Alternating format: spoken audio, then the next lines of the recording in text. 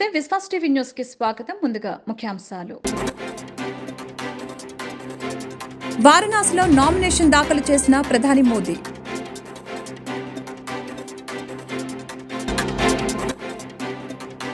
జగన్ విదేశీ పర్యటనపై నేడు తీర్పును వెలువరించనున్న కోర్టు.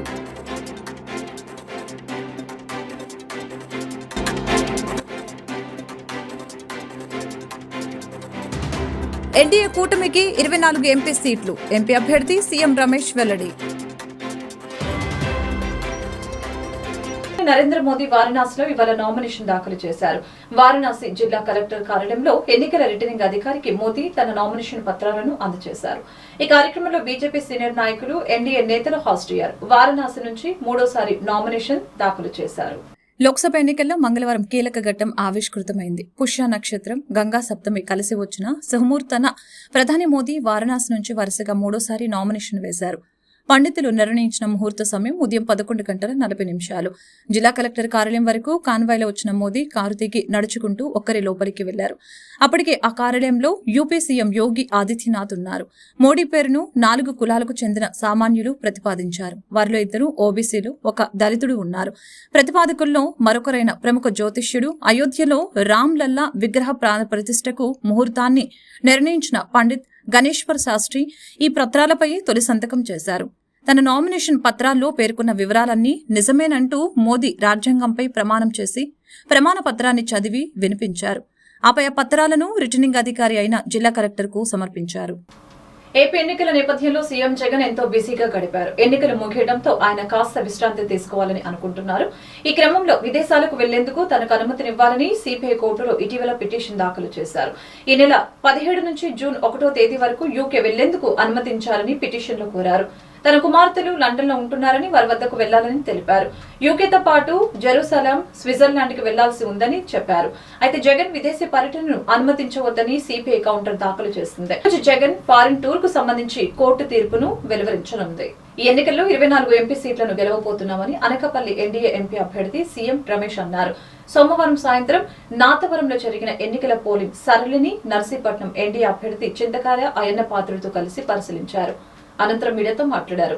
ప్రజలకు వైఎస్ జగన్ పై వ్యతిరేకత స్పష్టంగా కనిపించిందని తెలిపారు. మోదీ, చంద్రబాబు, పవన్ కలయిక రాష్ట్రానికి బంగారు బాట అవుతుందని తెలియజేశారు. 25 పార్లమెంట్లలో 24 గెలవబోతున్నాం, ఇంక్లూడింగ్ అరకు పార్లమెంట్. అంటే ఈ జగన్మోహన్ రెడ్డి వ్యతిరేకత ఎలా ఉందో చూడండి. అలాగే చంద్రబాబు నాయుడు పైన నమ్మకం, పవన్ కళ్యాణ్ పైన నమ్మకం, నరేంద్ర మోడీ గారి పైన నమ్మకం, వీళ్ళు ముగ్గురు కలయిక ఈ ఆంధ్రప్రదేశ్కు బంగారు బాట అవుతుంది, బంగారు భవిష్యత్తు చేయడం. ప్రతి నాయకుడికి ఎవరైతే 7 నియోజకవర్గాల్లో అనకాపల్లి పార్లమెంట్కి కానీ అసెంబ్లీకి కానీ ఈ 45 రోజులు రాత్రి పగలు అనకుండా ఇంత ఎండలు, ఇంత హీట్ టెంపరేచర్లు కూడా ఎక్కడ చూసినా కూడా బాగా పనిచేశారు. వారికి అందరికీ, కార్యకర్తలకు, నాయకులకి, మిగతా ఎవరైతే కొంతమంది వాలంటీర్లుగా పార్టీకి సంబంధం లేకుండా వచ్చి పనిచేశారు వారికి అందరికీ పేరు పేరున ధన్యవాదాలు. వారు చేసిన మేలును జీవితంలో మర్చిపోమని చెప్పేసి తెలియజేసుకుంటున్నాను. ఇంకా నేను మిగతా కాన్స్టిట్యూన్సీ కూడా వెళ్ళాలి. Thank you. ఏపీలో పల్నాడు జిల్లా ముప్పాల మండలం చాగంటివారిపాలెంలో హైటెన్షన్ వాతావరణం నెలకొంది. నిన్న సత్తెనపల్లి వైసీపీ అభ్యర్థి మంత్రి అంబటి రాంబాబు, టీడీపీ అభ్యర్థి కన్నా లక్ష్మీనారాయణ పోలింగ్ బూత్ వద్ద ఎదురుపడ్డారు. ఈ నేపథ్యంలో ఇరు వర్గాల కార్యకర్తలు ఘర్షణకు దిగారు. పోలీసులు రంగప్రవేశం చేసి పరిస్థితిని అదుపు చేసే ప్రయత్నం చేశారు.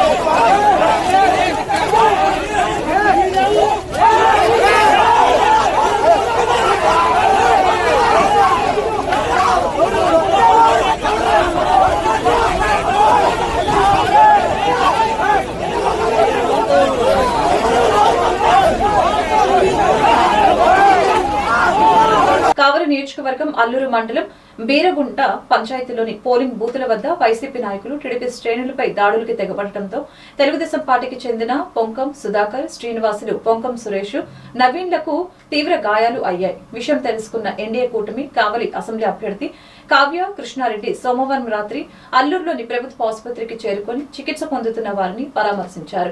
వైద్య సిబ్బందిని అడిగి ఆరోగ్య పరిస్థితిని తెలుసుకున్నారు. మెరుగైన వైద్యం అందించాలని కోరారు. బాధితుల గండగా ఉంటామని తెలిపారు. దాడులకు తెగబడిన వారు తగిన మూల్యం చెల్లించుకోక తప్పదని తెలిపారు. ఈ కార్యక్రమంలో రాష్ట్ర పార్టీ ఉపాధ్యక్షులు మాలిపాటి సుబ్బానాయుడు, బీద గిరిధర్, పలగాటి శ్రీనివాసులరెడ్డి, బండి శ్రీనివాసులరెడ్డి, టీడీపీ నాయకులు, కార్యకర్తలు పాల్గొన్నారు.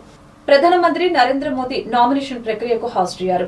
టీడీపీ అధినేత చంద్రబాబు నాయుడు కాసేపటి క్రితం వారణాసికి చేరుకున్న ఆయన మోదీ మరొకసారి ప్రధాని కావటం ఖాయమని తెలిపారు. It is a historical occasion. It is a holy place. That time, Narendra Modi ji is going to become Prime Minister. As on today, for the last 10 years, he has done extremely well. Country needs him. India is going to play global role. He has prepared Vikasit Bharat by 2047. Indians or India are going to play very major role globally. Sir, BJP leader Sushil Modi passed away yesterday. We express our condolence for his death. It is a sad incident, but sometimes destiny. So what about seat, NDA seat? Last vote. No, very clear. NDA is going to get 400 plus. Thank you, sir. రాష్ట్రంలో YCP నాయకుల గొడవలు సృష్టించారని మాజీ మంత్రి కన్నా లక్ష్మీనారాయణ అన్నారు. రాష్ట్రం అంతా scene నిన్ననే అర్థమైపోయి మధ్యాహ్నం నుంచి గొడవలు సృష్టించాలి అనేటువంటి ఒక ప్రధాన ఉద్దేశంతోనే నిన్న సాయంత్రానికే గ్రామాల్లోకి రాళ్లు తోలించి పెట్టుకున్నారు. అర్ధరాత్రి వరకు కూడా నాకు ఇన్ఫర్మేషన్ వచ్చినటువంటి గ్రామాల విషయం పోలీసులతో మాట్లాడి ఆ రాళ్ళు అక్కడి నుంచి తీసేయించడమో, లేకపోతే దాని మీద పట్టాలు కప్పించి బరువు పెట్టించడమో, లేకపోతే వాటికి చుట్టూ పట్టా కట్టించడమో, ఇట్లా రాత్రి అంతా కూడా తెల్లవారుదులు ఇట్లా పలానా గ్రామాల్లో తెచ్చుకున్నారు. దమ్మాలపాడులో అయితే ఎక్కడ దించకుండా ట్రాక్టర్లోనే తెచ్చి పెట్టుకున్నారు. అట్లానే పెట్టుకొని అట్లా నా దృష్టికి వచ్చినటువంటి గ్రామాల పేర్లన్నీ కూడా నేను రాత్రి ఎప్పటికప్పుడు పోలీసుల దృష్టికి తీసుకొని చేశాను. మధ్యాహ్నం నుంచి పూర్తిగా సీన్ అర్థమైపోయి సత్తెనపల్లి నియోజకవర్గంలో చాగంటివారిపాలెం, లంకెలకూరపాడు, దేచవరం, చీమలమర్రి, రూపెనగుంట ఈ గ్రామాల్లో పూర్తిగా రిగ్గింగ్ చేశారు. లంకెలకూరపాడైతే మధ్యాహ్నం 3ంటికే ఏజెంట్లు లాగేసేసి రిగ్గింగ్ చేశారు. చాగంటివారి పాలెంలోనైతేనేమో రాళ్ళేసి మంత్రి స్వయంగా వెళ్ళి బూత్లో కూర్చొని బూత్ క్యాప్చర్ చేసి రిగ్గింగ్ చేశాడు. ఈ రకంగా అంటే 5:30కి వెళ్ళి ఆయన బూత్ క్యాప్చర్ చేసి రిగ్గింగ్ చేసి ఎన్ని ఓట్లు చేసుకోవాలని వెళ్ళాడో నాకైతే అర్థం కావట్లే. మరి ఎంత తెలివితేటలు ఉన్నాయో అనేటువంటి పరిస్థితి కూడా. ఈ రకంగా గొడవలు సృష్టించాలనేటువంటి ప్రయత్నం ఓటమి భయంతో చేశారు. ఖచ్చితంగా ఈ రాష్ట్రంలో యువజన శ్రామిక రైతు కాంగ్రెస్ పార్టీ జగన్మోహన్ రెడ్డి జైలుకి వెళ్ళటం ఖాయం. గత 5 సంవత్సరాలుగా బెయిల్ మీద ఉన్నటువంటి ముద్దాయి ఒక్క వాయిదా కూడా జైలుకి కోర్టుకు వెళ్లకుండా గడుపుకుంటూ వచ్చాడు. ఎవరికన్నా సాధ్యం అవుతుందా? దగ్గరగా 3500 వాయిదాలు కోర్టుకు వెళ్లకుండా మేనేజ్ చేసుకొని తీసుకుని గడుపుకుంటూ వచ్చినటువంటి పరిస్థితి ఉంది. అవి ఇంకా 5 సంవత్సరాల నుంచి చేసిన ఈ నాయకులు చేసినటువంటి అరాచకాలు, వీటన్నిటికీ కూడా మరి లెక్కలు కట్టాల్సినటువంటి అవసరం ఎంతైనా ఉంది. వాళ్ళు ఆర్ఓ గారిని కలిసి లంకల కూరపాడు, చాగంటి వారిపాలెం 2 కూడా రీపోలింగ్ కావాలని రిక్వెస్ట్ చేశాం. ఈ 2 కూడా రీపోలింగ్ కావాలని చెప్పేసి డిమాండ్ చేస్తున్నాం. జిల్లాలోని విజయవాడ పార్లమెంట్ 7 అసెంబ్లీ నియోజకవర్గాల ఈవీఎంలను అధికారులు స్ట్రాంగ్ రూమ్ లోకి తరలించారు. పోలింగ్ ప్రశాంతంగా ముగిసేలా ప్రజలు సహకరించారని తెలిపారు. జూన్ 4న కౌంటింగ్ కు ఎటువంటి ఇబ్బంది లేకుండా అన్ని రకాల చర్యలు తీసుకుంటున్నామని కలెక్టర్ ఢిల్లీరావు తెలిపారు. నోవా నిమ్రా కాలేజీలో ఉన్న స్ట్రాంగ్ రూమ్లను కలెక్టర్ ఢిల్లీరావు మంగళవారం పరిశీలించారు. అనంతరం కలెక్టర్ మీడియాతో మాట్లాడారు. 27 స్ట్రాంగ్ రూమ్లు 4 బిల్డింగ్లలో ఏర్పాటు చేశామని తెలిపారు. అన్ని నియోజకవర్గాల స్ట్రాంగ్ రూమ్లకు సీల్ వేయడం జరిగిందని తెలిపారు. వెంటిలేటర్లు, విండోలు అన్ని సీల్ చేసినట్లు తెలిపారు. 2 లాకులు ఉంటాయని, ఒక లాకు కలెక్టర్ ప్రతినిధి వద్ద, ఒక లాకు ఆర్వో వద్ద ఉంటుందని తెలిపారు. Central armed police force, state police force control భద్రతతో ఉంటుందని చెప్పారు. ప్రతిరోజు 2 ఎంఆర్ఓలు, రిటర్నింగ్ అధికారులు పర్యవేక్షిస్తారని అన్నారు. అన్ని రకాల ఫైర్ సేఫ్టీ జాగ్రత్తలు తీసుకున్నామని తెలిపారు. పోలింగ్ 80.11% వరకు జరిగిందని అంచనా వేశామని అన్నారు.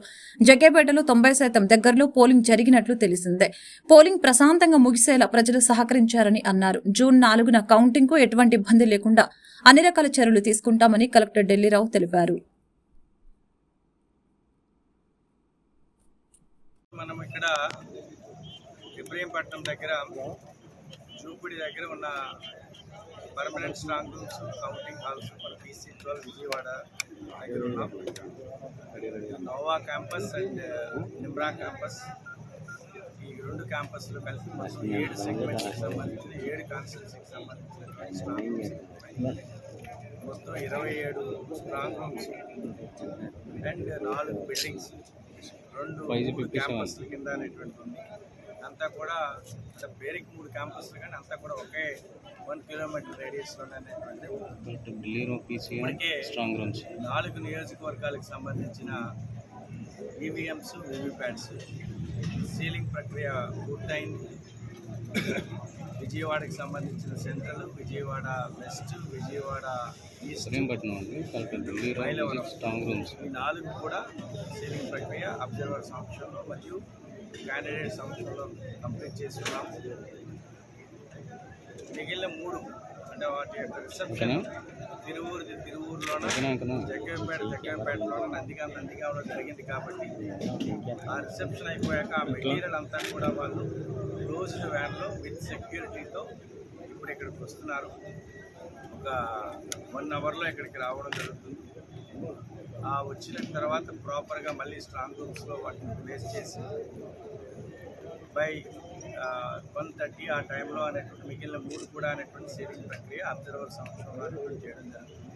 క్యాండిడేట్స్ కూడా ఆ విధంగా కన్వే చేస్తున్నాం. సో ఇక్కడ మేము సీల్ వేయడంతో పాటుగా క్యాండిడేట్స్ ఎవరైనా వస్తే క్యాండిడేట్స్ కూడా వాళ్ళ యొక్క సీల్ అనేటువంటి దానిపైన వేసుకోవచ్చు. కొంతమంది క్యాండిడేట్స్ చేసుకుంటున్నారు.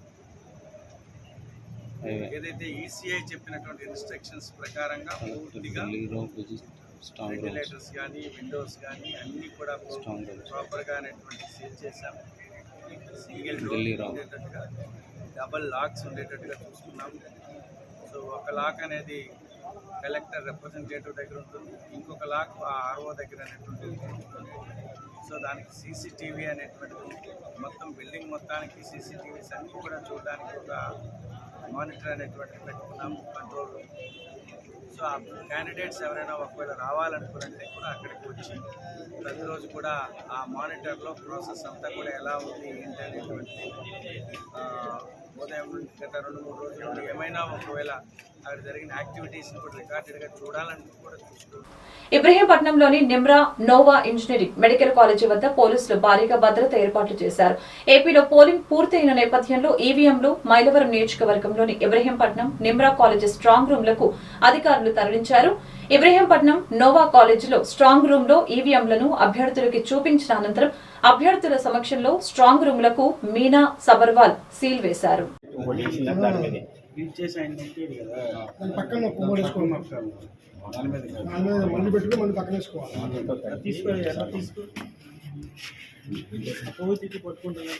వాళ్ళు చెప్తారు అదే వాళ్ళు పట్టుకుంటారు పాడైపోతుంది కదా. ఒకటి వాళ్ళే కాల్చి పెడతారు.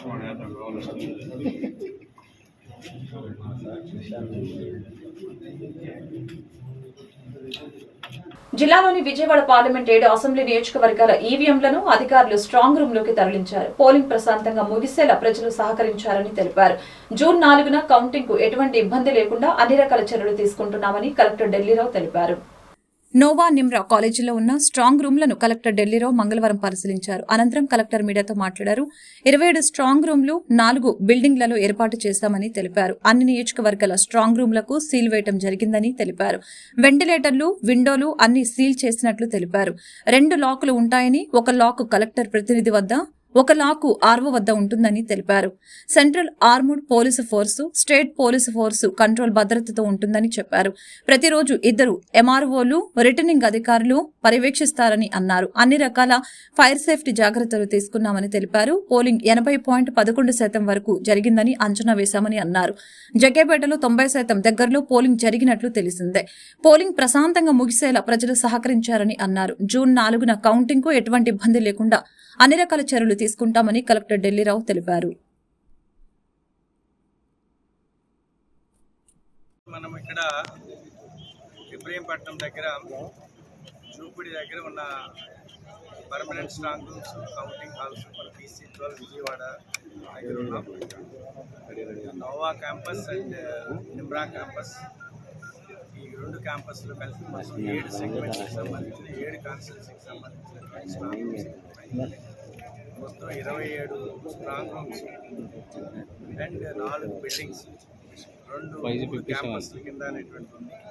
అంతా కూడా అంటే పేరుకి 3 క్యాంపస్లు, కానీ అంతా కూడా ఒకే 1 కిలోమీటర్ రేడియస్లో అనేటువంటి ఇప్పటికే 4 నియోజకవర్గాలకు సంబంధించిన ఈవీఎంస్, వీవీప్యాట్స్ సీలింగ్ ప్రక్రియ పూర్తయింది. విజయవాడకి సంబంధించిన central, Vijayawada west, Vijayawada east, Mylavaram ఈ 4 కూడా సీలింగ్ ప్రక్రియ అబ్జర్వర్ సమక్షంలో మరియు క్యాండిడేట్ సమక్షంలో కంప్లీట్ చేస్తున్నాం. మిగిలిన 3 అంటే వాటి యొక్క రిసెప్షన్ తిరువూరులోన, జగ్గంపేటలోన, నందిగామలో జరిగింది. కాబట్టి ఆ రిసెప్షన్ అయిపోయాక ఆ మెటీరియల్ అంతా కూడా వాళ్ళు క్లోజ్డ్ వ్యాన్లో విత్ సెక్యూరిటీతో ఇప్పుడు ఇక్కడికి వస్తున్నారు. ఒక 1 అవర్లో ఇక్కడికి రావడం జరుగుతుంది. ఆ వచ్చిన తర్వాత ప్రాపర్గా మళ్ళీ స్ట్రాంగ్ రూమ్స్లో వాటిని ప్లేస్ చేసి బై 1:30 ఆ టైంలో అనేటువంటి మిగిలిన 3 కూడా అనేటువంటి సీలింగ్ ప్రక్రియ అబ్జర్వర్ సమక్షంలో అనేటువంటి చేయడం జరుగుతుంది. క్యాండిడేట్స్ కూడా ఆ విధంగా కన్వే చేస్తున్నాం. సో ఇక్కడ మేము సీల్ వేయడంతో పాటుగా క్యాండిడేట్స్ ఎవరైనా వస్తే క్యాండిడేట్స్ కూడా వాళ్ళ యొక్క సీల్ అనేటువంటి దానిపైన వేసుకోవచ్చు. కొంతమంది క్యాండిడేట్స్ చేసుకుంటున్నారు. ఏదైతే ఈసీఐ చెప్పినటువంటి ఇన్స్ట్రక్షన్స్ ప్రకారంగా పూర్తిగా వెంటిలేటర్స్ కానీ, విండోస్ కానీ అన్నీ కూడా ప్రాపర్గా అనేటువంటి సీల్ చేశాము. సింగిల్ డోర్ ఉండేటట్టుగా, డబల్ లాక్స్ ఉండేటట్టుగా చూసుకున్నాము.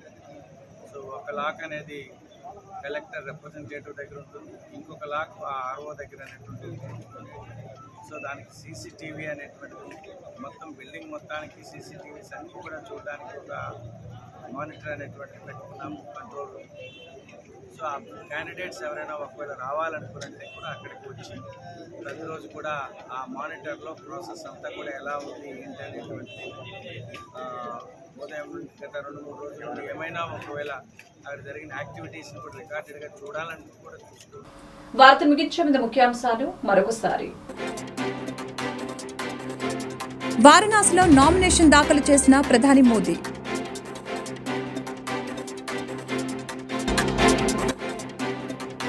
జగన్ విదేశీ పర్యటనపై నేడు తీర్పును వెలువరించనున్న కోర్టు.